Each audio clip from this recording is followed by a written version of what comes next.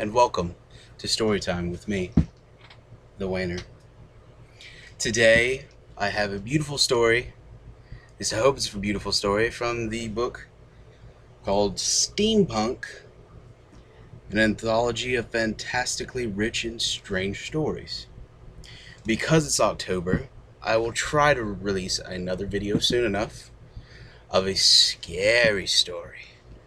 But for now, I have this steampunk book, and I'm going to read you the shortest story by an author that I tend to like, Cassandra Clare. She writes in pretty much every one of these I ever pick up. She's always one of the ones. It's called Some Fortunate Future Day by Cassandra Clare. It starts off with a quote from a Shakespeare play. When I have seen by time's fell hand defaced the rich proud cost of outworn buried age, when sometime lofty towers I see downraised, and brass eternal slave to mortal rage, when I have seen the kingdom of the shore, and the firm soil wind of the watery main, increasing store with loss and loss with store, when I have seen such interchange of state, or state itself confounded to decay, ruin hath taught me thus to ruminate, that time will come and take my love away. It's William Shakespeare sonnet, some Roman numeral that I don't know how to read. Here we go with the actual story. Time is many things, her father told her. Time is a circle, and time is a great turning gear that cannot be stopped, and time is a river that carries away what you love. When he said that, he looked at Rose's mother's portrait hanging over their fireplace mantel. He had invented this time device only a few short months after she had died. It had always been one of his greatest regrets in life, though Rose sometimes wondered whether he could have invented it at all without the all-consuming power of grief to drive him. Most of his other inventions did not work nearly as well. The garden robot often digs up flowers instead of weeds. The mechanical cook can make only one kind of soup. And the talking dolls never tell Rose what she wants to hear. Do you think he's ever coming back? Says Helen. She means Rose's father. She is the dark-haired talking doll, the saucy one. She likes to dance around the room, showing her ankles. She arranges the sugar cubes in the tea service to form rude words. Perhaps he is taken to drink. I hear that is common among soldiers. Shush, says Cordelia. Cordelia is the gentle doll, red-headed and quiet. The lady should not speak of such things. She turns to Rose. Would you like more tea? Rose accepts more tea, though it is more like hot water flavored with a few leaves from the garden than real tea. She ran out of real tea months ago. There had been a time when food and tea and household goods were regularly delivered by the grocer's boy from the nearby town. It was weeks after he stopped coming that Rose got up the nerve to put on her bonnet, pick a few coins from the box on the mantel, and walk alone into town. It was then she realized why the grocer's boy had stopped coming. The town was flattened. The great zigzagging cracks ran through the streets, steam still pouring out of them. Great sinkholes had opened in the ground, houses half tipped to the side. She wondered how she hadn't heard the destruction, though her house is more than a mile away. But then airships flew overhead almost every night, dropping incendiaries into the nearby forest, hoping to flush out spies and deserters. Perhaps she was simply used to it. She reached the edge of one great pit and stared down into it. She could see the top of the church spire sticking up, nearly reaching the top of the sinkhole. All around was the smell of decay. She wondered if the townsfolk had taken refuge in the church when the worms came. She'd seen pictures of worm fighters before, enormous riveted copper tubes covered with incendiary bombs. She decided that her father was right. Towns were dangerous places for young ladies on their own. We're very happy here, aren't we? Says Cordelia in her tiny doll's voice. Oh yes, says Rose, sloshing the tinted water in her cup. Very happy. When Rose was 8, her father bought her a white bunny rabbit as a pet. At first she took good care of it, stroking its long silky ears with her fingers, feeding it lettuce from her hands. One day, while she held it in her arms like a baby, letting it nibble a carrot from her fingertips, it sank its teeth into her skin, not knowing where the carrot ended and Rose began. She screamed and dashed it to the floor. She was immediately sorry, but it was no use. The bunny was dead, and Rose was inconsolable. That was when her father showed her the time device. It had been almost 6 months since her father left and went to the war. Though she hasn't been marking the calendar, Rose can tell that she is outgrowing her dresses. They are too tight in the bosom now, and too short. Not that it matters when there is no one to see her. She goes out to the garden in the morning to gather ingredients for the cook. The cook used to make all sorts of things, but now it is broken and only makes one soup. Whatever you put it in, it comes out in a sort of thick gruel. The garden robot follows her. In fact, it does most of the work. It digs long, even furrows and plants the seeds. It crushes bugs and other pests. It uses its calipers to measure the vegetables and fruit for ripeness. Sometimes out in the garden she sees smoke in the distance and hears zeppelins overhead. She finds other unusual things, marks of the war in the sky. Once she found a metal egg torn off lying among the carrots and vegetable marrows. She told the garden robot to get rid of it, and it dragged it away to the compost heap, leaving a trail of dark oil behind. Sometimes she finds dropped pamphlets showing pictures of starving children with great metal hands crushing innocent families. The words are in a language she doesn't understand. This time she finds a man. The garden robot notices him first. Whistling in surprise like a tea kettle, she nearly screams herself. It's been so long since she saw another living creature. He looks odd to her as she draws closer. He is collapsed among the rose bushes, one shoulder of his blue uniform, so he is on her side. Not an enemy soldier, dark with blood. He is moaning, so she knows he isn't dead. The rose thorns have scratched and torn at him, and his blood is the brightest, reddest thing she's seen in 6 months, much brighter than the roses. "Bring him into the house," she says to the garden robot. It clicks and whirs around him bushily, but its calipers are sharp, and when it tries to close them around the soldier's wrist, he bleeds distressingly. He cries out without opening his eyes. His face is very young and smooth, the skin almost translucent, his hair white, blonde, and fair. He is wearing an airship crewman's goggles around his neck, and she wonders what battle in the sky he fell from and how far he had to fall. Eventually she shoos the garden robot away and approaches the soldier carefully. He has an energy rifle strapped to his belt. She undoes it, and gives it to the robot to dispose of. Then she sets about the task of freeing the soldier from the tangled briars. His skin is hot when she touches him, much hotter than she remembers human skin being, but maybe it's just been so long that she doesn't really recall. She half drags, half carries the soldier up the stairs and into her father's bedroom. She hasn't been in there since he left, and despite the ministrations of the cleaning robots, the room has a dank, fusty smell. The heavy wooden furniture seems to loom over her, as if she had suddenly become very small, like Owless in the children's book. She gets him into the bed somehow, and under the covers, using scissors to cut away the bloody parts of his uniform, bearing his shoulder. He fights her weakly like a kitten. As she does it, and she murmurs, "Hush!" that it is for his own good. There's a wound through the upper part of his shoulder. It is red and swollen and smells of infection. Dark red lines radiate from the puckered edges. Rose knows that those lines mean death. She goes into her father's study and pulls down one of the boxes from the mantel. It is slippery, polished wood, and from the inside she can hear a chittering noise, as of birds. Back upstairs, the soldier is tossing in her father's bed, crying out unintelligible words.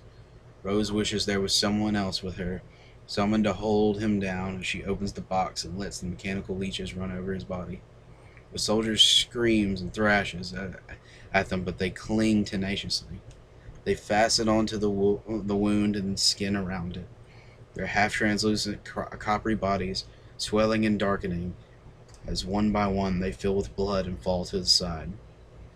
When they are done, he is whimpering and clawing at himself. Rose sits down beside him on the bed and strokes his hair. There, she says. There. Slowly he calms. His eyes flutter open and then close. They are a very pale shade of blue. He is wearing copper dog tags around his neck. She lifts them and examines them carefully. His name is Jonah Lawrence, and he is a second lieutenant on the airship Skywitch. Jonah, she whispers, but his eyes don't open again. He is going to fall in love with me, she tells Ellen Cordelia over tea, after the soldier has fallen asleep. I am going to nurse him back to health, and then he will love me. That is always how it happens in books. That is wonderful news, says Cordelia. What does it mean? Love, stupid, says Rose, annoyed. You know what love is, don't you? She doesn't know anything, says Ellen, rattling her teacup with amusement. After a pause, she says, Neither do I. What do you mean? Rose sighs. Love means someone wants to be with you all the time. All they want is to make you happy and give you things. And if you go away from them, they will be miserable forever and ever. That sounds terrible, says Cordelia. I hope it doesn't happen. Don't say that, says Rose, or I will slap you. Do you love us? Ellen asks. The question hangs in the air. Rose is not sure how to answer it. Finally she says, Cordelia, you go with your needle. Come with me. I need you to help me sew up his wound, or it won't heal. Rose sits and watches while Cordelia's tiny hands sew up the wound in Jonah's shoulder. The sleeping potion she had given him earlier is keeping him quiet, though Ellen sits on his elbow anyway, just in case he might wake and begin to thrash about. He shows no signs of it, though. Rose begins to worry that perhaps she has given him too much and killed him. The idea is very dramatic. What a tragedy it would be, like Romeo and Juliet. When he finally wakes, it is just them alone in the room. It is nearly dawn, and watery light drips through the window panes. His eyes flutter open, and Rose leans forward in her chair beside the bed, her book in the lap rug sliding to the floor. Are you awake? She says. He blinks at her with his clear, light eyes. Who are you? I am Rose, she tells him. I found you in my back garden. You must have fallen from your airship. I was shot. He put his hands to his shoulder and feels the stitches. He says to her, You did all this? He says, You healed me? She nods modestly. No need to mention Ellen and Cordelia's contributions. They're not real people anyway. He catches her at her wrist. Thank you, he says. His voice is hoarse and sweet. Thank you for saving my life. Rose is pleased. He's beginning to fall in love with her already. After the rabbit died, Rose sobbed for hours in her room. Her father came in at last. She remembers his shadow falling across her bed as he said, Sit up, little Rose. There's something I want to show you. Her father was a big man, with big, capable hands, like a gardener or a plowman. In one of them he was holding an object that looked like a telescope. Or no, she thought as he sat down beside her, it was a watch, where it had a face with dials at the far end. When your mother died, he said, I built this. I thought I could go back, tell her not to go out riding that day, but I have never been able to make it back. Take me back more than a week. And by then she had been dead for years. He handed it to her. You can go back if you like, he said gruffly. If you turn the dials like so and so, you can return to the time when your rabbit was still alive. Rose was delighted. She took the device from him and turned the dials as he had shown her, to turn her to that morning. Then she snapped the device shut. For a terrifying moment it was like falling down a well, everything hurtling upward and away from her. Then she was in her room again, the white rabbit in its cage, and she was no longer holding the time device. Delighted, she ran to the cage and opened it up, lifting her rabbit out and cradling it closely against her, squeezing tighter until it went still in her arms. Oh shit. She loosened her grip in disbelief, but the creature was as limp as a rag. She began to sob again, but this time her father came to see what was wrong. She didn't tell him. He didn't remember having shown her the time of ice, and she was too ashamed to ask for it again. Jonah is shocked to learn that Rose is alone in the house, aside from the servant robots. He asks her endless questions. Who is her father? He'd never seen him, but he thinks he'd heard his name before. How long ago did he leave her? When was the town destroyed? How does she eat, live, survive? She brings him soup on trays and sits with him, answering his questions, sometimes bewildered at his surprise. It is, after all, the only life she's known. In exchange, he tells her about himself. He's only 18, the youngest second lieutenant in the army. He lives in the capital, which she has always imagined as a place of beautiful soaring towers, like a castle on a hill. He tells her it's much more like everyone rushing everywhere very fast. He tells her about the library, where the shelves of books rise high into the sky and you can reach them on floating steam-powered platforms. He tells her about the magnetized train that runs around the top level of the city, in which the clouds can be seen. He tells her about the dressmaking automatons that can sew a silk dress for a lady in less than a day and deliver by pneumatic post. Rose tugs at the too tight bodice of her own plain cotton childish dress, then blushes. I would love to go there, she says, looking at him with enormous eyes. To the capital. It's amazing what you've managed to do here with the little you have, he says. How lucky I was to fall from the airship so close to your doors. I am the lucky one, she says, so softly that maybe he doesn't hear. I wish you could meet my sisters, he says. They would be much moved by your heroism. Rose can barely contain herself. He wants her to meet his family. His love for her must be serious indeed. She looks up so he cannot see the delight in her eyes. She catches a glimpse of glittering eyes watching from a panel in the corner of the room. Cordelia, she thinks, or Ellen. She will have to reprimand them about their spying ways. You mustn't spy on Jonah, she says to Ellen. They are having soup in tiny bone teacups. You must respect his privacy the way you respected father's. But where will he live when your father comes back? Asked Cordelia. He will have to be put in a different room. When we are married, we will live in the same room, Rose says grandly. That is what married people do.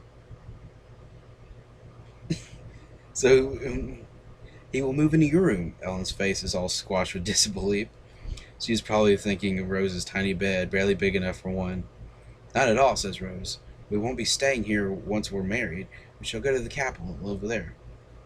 There is an appalled silence. Finally, Cordelia says, I do not think we will like the capital very much, Rose. Then you can stay here, says Rose. Grown-up ladies don't play with dolls anyway, and someone must watch the house until my father returns. She means the last to cushion the blow, but the dolls don't seem comforted. Cordelia sets up a wail that pierces Rose's ears. She hears running steps in the hallway and the door flies open. It is Jonah, dressed in her father's clothes. Dear God, he says. Is someone being murdered in here? It's just Cordelia, says Rose. Turns to both the dolls, her face white with rage. Stop it! Stop it! They are both silent, staring at Jonah. Rose is staring too. She hadn't realized how tall he was until now. He is so handsome, even in her father's old clothes, that it hurts her eyes. What are those things? He demands, pointing at Cordelia and Ellen. Nothing, she says, hastily standing up, thinking how childish she must think her having tea with dolls. Just toys my father made me. The look on his face does not change. Will you come walk with me in the garden, Rose? He asks. I think I could do with some fresh air. She hurries to his side, not looking behind her to see if the dolls are watching. They walk among the carefully planted flower beds, and Rose tries to explain. It isn't their fault. They tend to get upset over the littlest things, she says. I've never seen anything like them, says Jonah, catching up a stone and skipping it across the surface of the pond. Automatons are real reactions, real feelings. They were prototypes, says Rose. But my father thought giving them personalities was more trouble than it was worth, so he never sold the design. Your father, says Jonah, shaking his head. Must be some sort of genius, Rose. What else did he invent? She tells him about the garden robot and the cook. He does say he had wondered why there never seemed to be anything to eat with soup. She considers telling him about the time device, but she cannot bear to tell the story of her rabbit. He would think her cruel.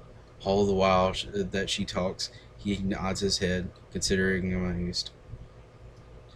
They won't be able to believe this in the capital, he says, and her heart soars. She had been almost sure he was planning to take her back with him when he went. Now she is completely.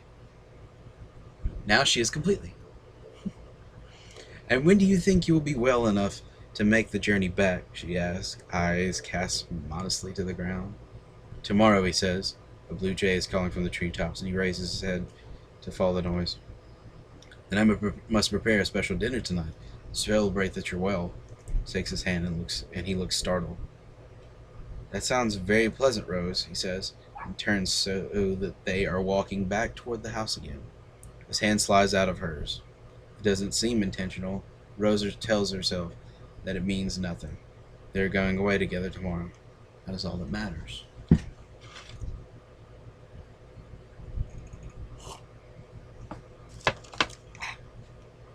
When Rose returns from the walk, she finds Ellen in her room, sitting on her bed. Cordelia is on the windowsill, singing a tuneless little song. When Rose comes in, dragging an empty trunk from the attic, Ellen scrambles to sit on it, kicking her little heels against the sides. You can't go away and leave us, she says, as Rose determinedly pushes her aside and begins to pile in her clothes. Yes, I can, says Rose. No one will take care of us, says Cordelia desolately from the windowsill. Father will come back and take care of you. He isn't ever coming back, says Ellen. He went away and died in the war, and now you're going away too. She can't cry. She was never designed for it. But her voice sounds like weeping. Rose snaps the trunk shut with a final sound. Leave me alone, she says. I'll turn you both off. Forever. They are silent after that. Rose dresses with care in one of her mother's old gowns. Lace drips from the cuffs and the hem. She goes down into the cellar and finds the last of the preserved peaches and a single bottle of wine. There is dried meat as well, and some flour and old bread. There is no use in saving these things anymore. Now that she's going. So she fries vegetables from the garden with the dried meat and puts them out on the table with the fine china, the wine, and the preserves. Jonah laughs when he comes downstairs and sees what she's done. Well, you did the best you could, he says. It reminds me of midnight feast I used to have with my sisters, when we would raid the pantry at night. Rose smiles back at him, but she is aware of the eyes watching from the shadows, small shapes that dart and flicker when she looks at them. Cordelia and Ellen. She mentally damns them both to the pit of hell and goes back to smiling at Jonah. He is all pleasantry, filling her wine glass and then his own and proposing a toast to their winning the war. Rose had forgotten what the war is about or who they are fighting, but she drinks the wine nonetheless. It tastes dark and bitter like cellar does. She pretends to like it. She drains her glass and he fills it again with another toast. This one, he says, is for women like her. The war would be won already if all the damsels were as valiant as she. Rose discovers that even though the wine tastes bad, it fills her with a pleasant glow when she drinks it. On the third round of toasting with the bottle nearly empty, he stands up and alas, he says, a toast to some fortunate future day when perhaps, once this war is over, we might see each other again. Rose freezes, the glass halfway to her lips. What did you say? He repeats the toast. His eyes are bright, his cheeks flushed. He looks like a recruitment poster for airship pilots, seeking young men, hardy, handy, and brave. But I thought I was coming with you to the capital, she says. I thought you were going to bring me with you. He looks startled. But Rose, the way back to the capital is through enemy territory. It's much too dangerous. You can't leave me here, she says. No, of course not. I plan to alert the authorities when I return, and they would send someone for you. I'm not callous, Rose. I understand what you did for me, but it's too dangerous. Nothing is too dangerous if we're together, says Rose, who thinks she may have heard someone say this in a novel once. That's not true at all, Jonas seems agitated by her refusal to understand. It will be much easier for me to maneuver without worrying about you, Rose. And you aren't trained for anything like this. It just isn't possible. I thought you loved me, said Rose. I thought we were going to the capital so we could get married. There is a horrified silence. Then Jonas stammers out, But Rose, I'm already engaged. My fiancée, her name is Lily. I can show you a chromolithograph. His hand strays to his throat where a locket hangs on a chain.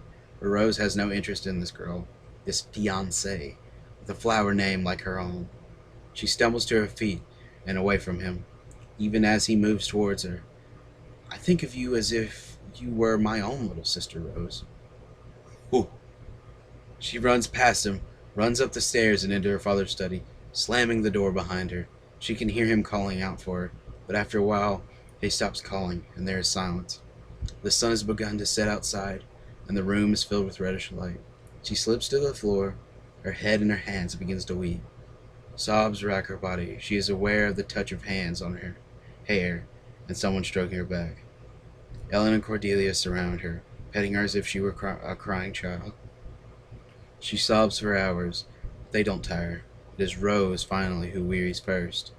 Her tears slow and stop. She stares at the wall, vacantly gazing into nothingness. He was supposed to fall in love with me, she says aloud.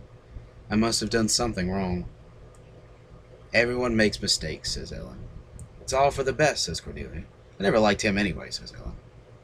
If only I could do it again, Rose says.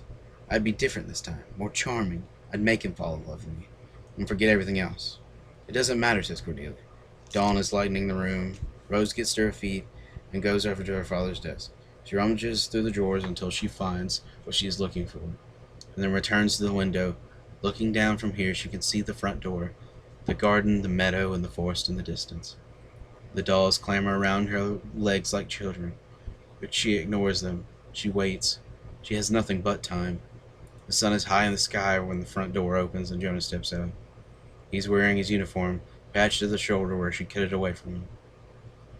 He is carrying nothing in his hands, taking nothing from her house as he goes. Nothing but her heart, she thinks. He sets off down the path that leads from the front door, toward the meadow and to the wider road beyond.